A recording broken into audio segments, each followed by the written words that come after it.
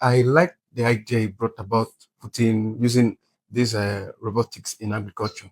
Yeah. But from my perspective, I talk about security. Yeah. I also see the way he's talked about security, the robotics now and security, they meet at a gap where we can use robotics and cybersecurity to create a sense of security. Okay. Like people use drones now, they use drone to patrol and make sure things are secure. Yeah.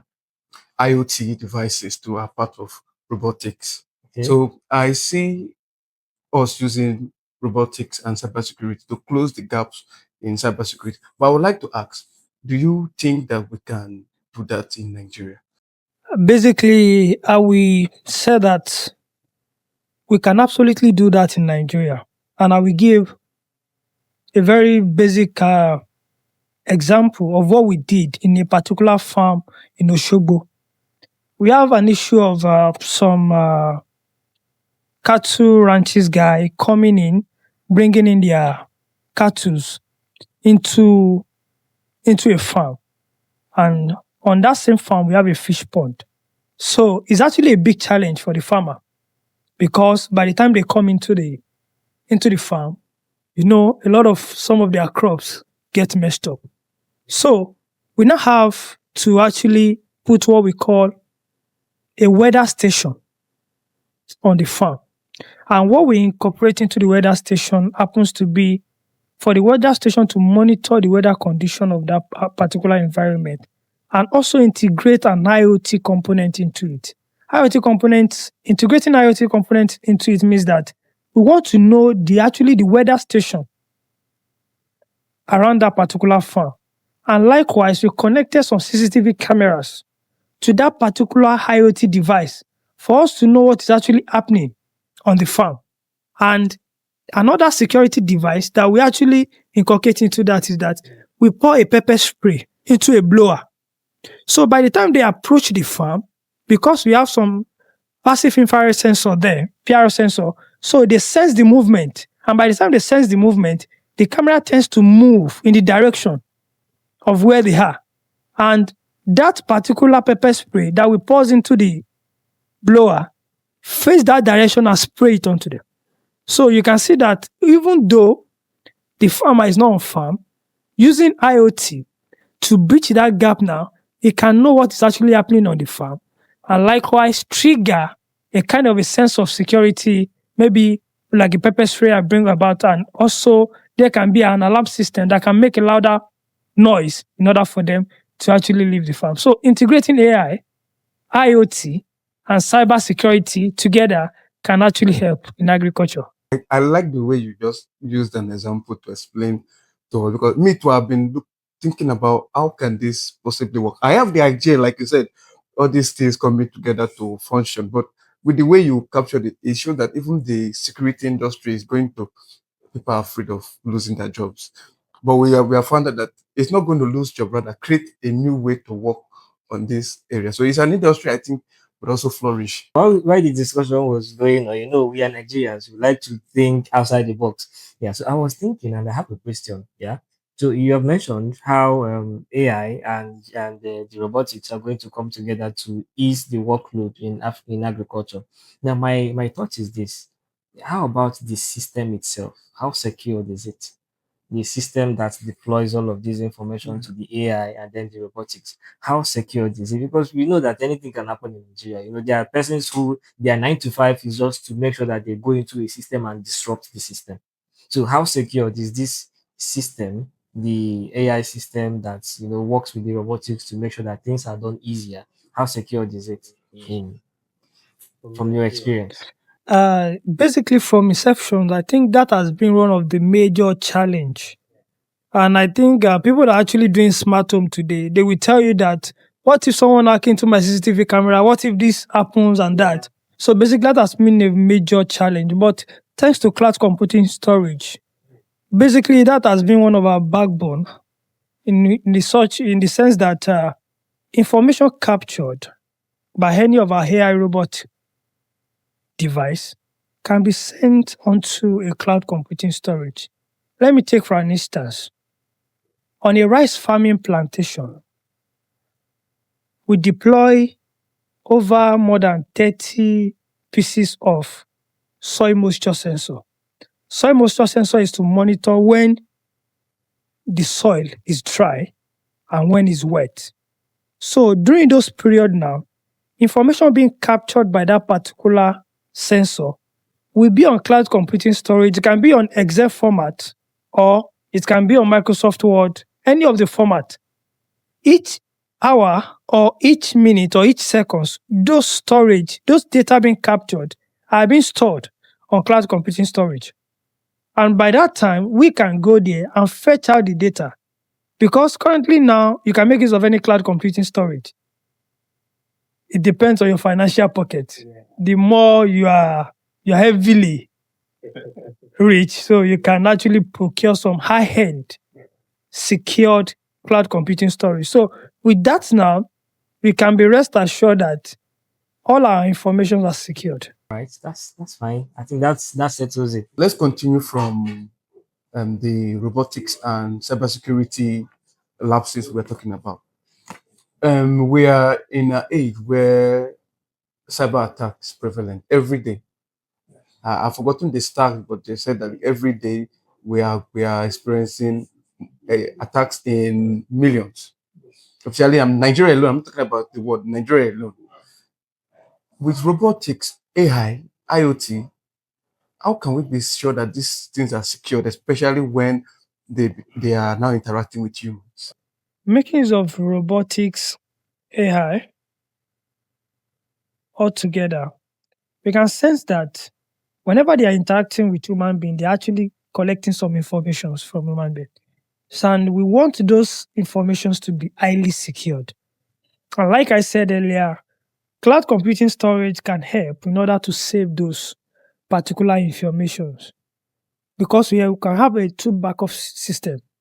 We can have a memory device that backed up on the device itself. If that, yes, locally, if that is attacked, we can use another backup somewhere else on the cloud computing storage. So if we have those two, even though the one on the device is attacked and the informations are to be extracted, for every code we are writing, for every robot, there will always be a clause. Let me give for an instance.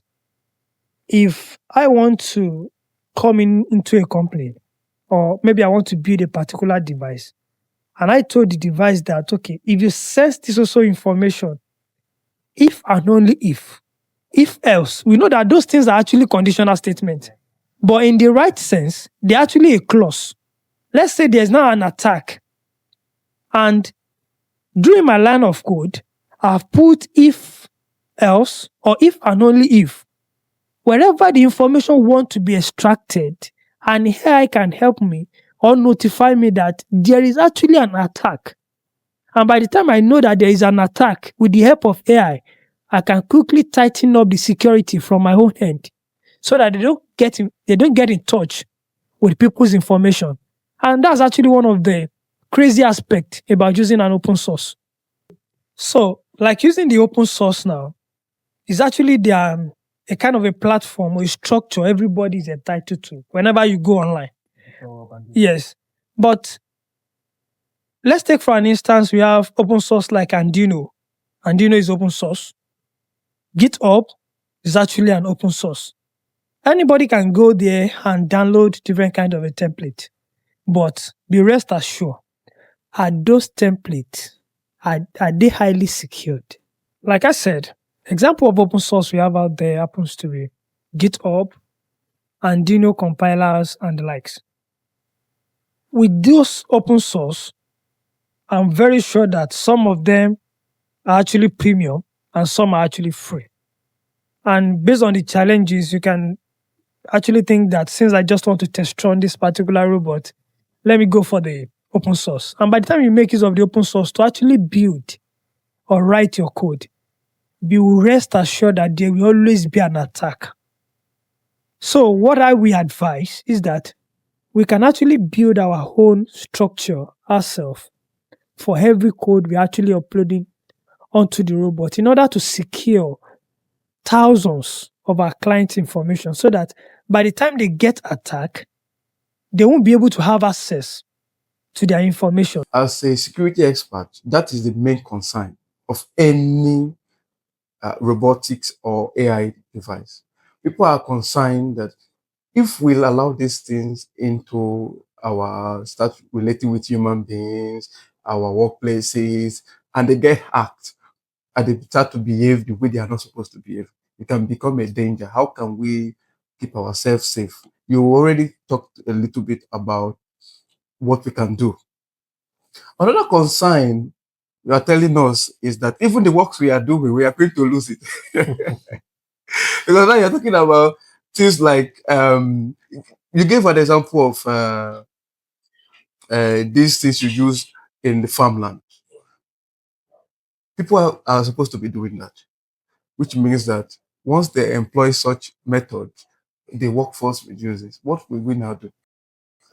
Basically, let's take for an instance on a farm, on a fishing farm, whereby you have about 20 ponds filled with different types of catfish.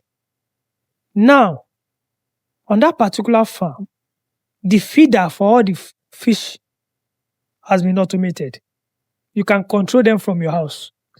The pumping machines, they are all automated using an IoT. Likewise, even where you store your fish farm feeds, that place is automated because it's going to be counting there's a counter in the storage house that is going to be counting the numbers of fish feed bags in that particular storage room. So people are now afraid that with this now, it seems they are going to relieve us of our job. Truly, that's going to happen. But let's take for an instance, if the staffs too, they tighten up their belt, that they want to learn how all these gadgets works.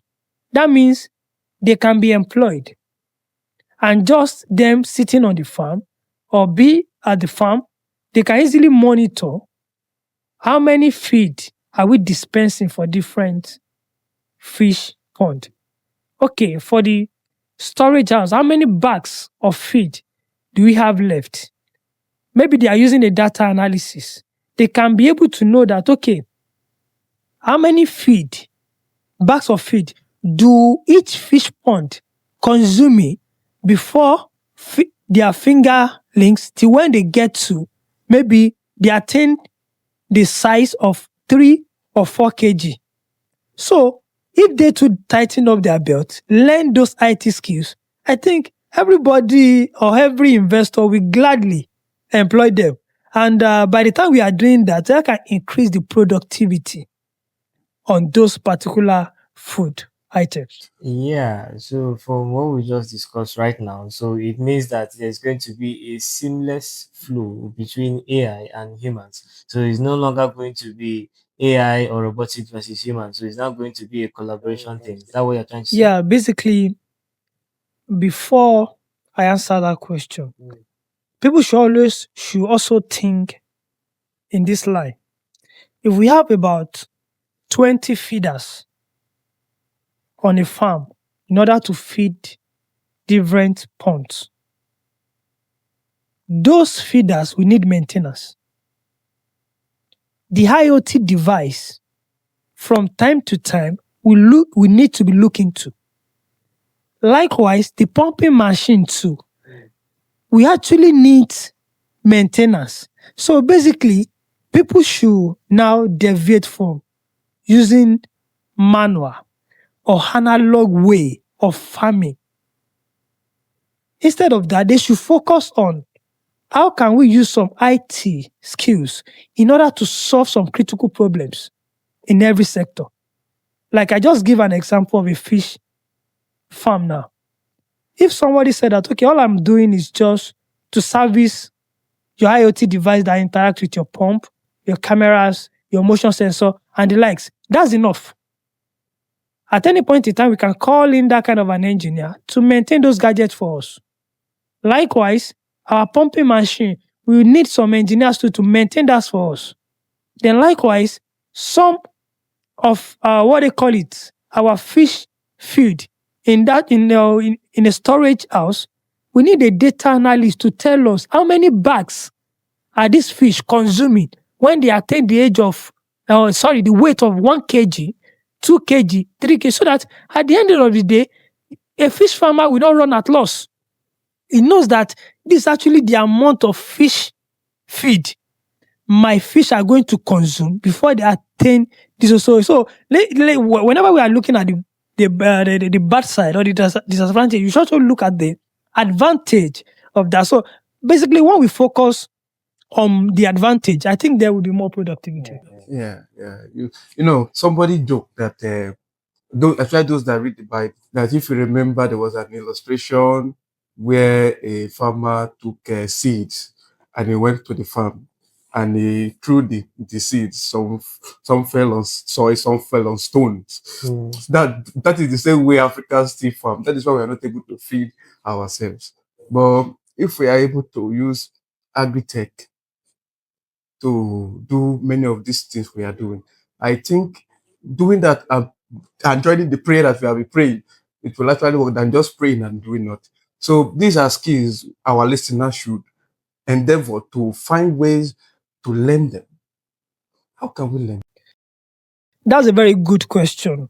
Like I said, the challenge now has been they are talking about integrating AI into robotics. And currently now, I don't have any background knowledge about AI or robotics. Where do I start from? That has been the major challenge. Like every engineer or every investors can start from learning electronics till when they get to embedded system. And from embedded system, you get to robotics. Then you start learning different kinds of language. So that's actually a lot of rigorous process. But let's take it for an instance.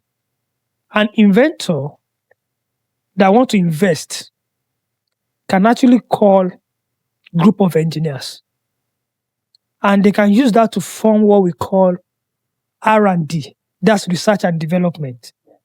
By the time they come together, they are going to share out of their wealth of experience with each other, so that if any industry are coming to build any robot or integrate AI into it, they can look at the best way to actually attack that.